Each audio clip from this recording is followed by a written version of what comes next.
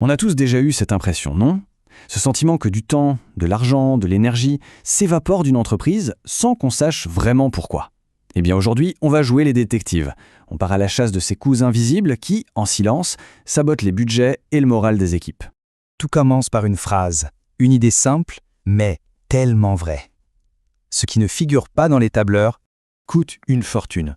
Voilà, en une seule phrase, tout est dit. C'est le point de départ de notre enquête. Pour comprendre, l'image de l'iceberg est absolument parfaite. La partie visible, celle qu'on voit au-dessus de l'eau, ce sont les coûts évidents, ceux qui sont dans les feuilles de calcul, les salaires, les logiciels, etc. Mais la partie immergée, la plus énorme, la plus dangereuse, ça, ce sont les coûts cachés.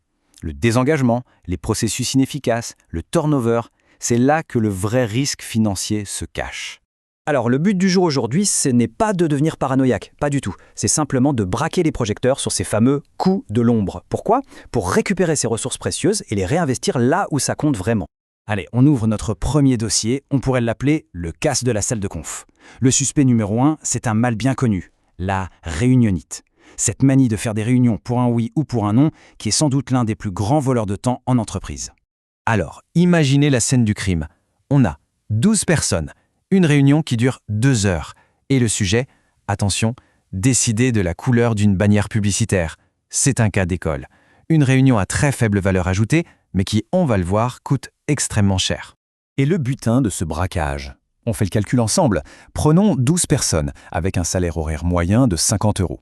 On multiplie ça par 2 heures, le coût direct, rien qu'en salaire pour cette décision, est de 1 200 €. C'est fou, non? Du coup, la question est toute simple. Est-ce que le choix de cette couleur de bannière valait vraiment 1 200 €? On connaît tous la réponse. Évidemment que non. Cette discussion aurait pu être réglée par un simple email ou un message de groupe. Mais attention, ces 1 200 €, ce n'est que la pointe de l'iceberg. Le vrai coût, le coût caché, c'est ce qu'on appelle le coût d'opportunité. Pendant ces 2 heures, ces 12 personnes brillantes n'ont pas corrigé de bugs, elles n'ont pas développé de nouveaux produits, elles n'ont pas aidé de clients. La véritable perte, elle est là. Passons à notre deuxième dossier. Une autre fuite de ressources, beaucoup plus silencieuse mais tout aussi dévastatrice, le départ d'un employé.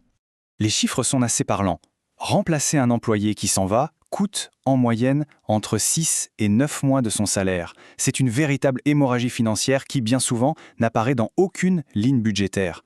Mais d'où vient ce chiffre exorbitant? Eh bien, il y a bien sûr les frais de recrutement, le temps que tout le monde passe en entretien, mais il y a aussi le temps de formation du nouvel arrivant, la productivité qui baisse le temps qu'il ou elle soit à niveau, et, peut-être le plus important, toute la connaissance de l'entreprise qui s'en va avec la personne qui part.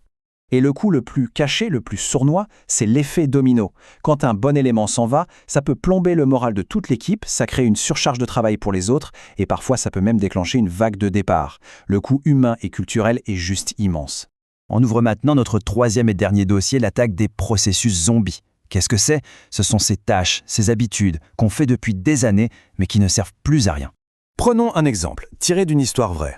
Dans une entreprise, chaque manager devait remplir un rapport d'activité de 15 pages, toutes les semaines. Ça semblait être une tâche cruciale, quelque chose de gravé dans le marbre.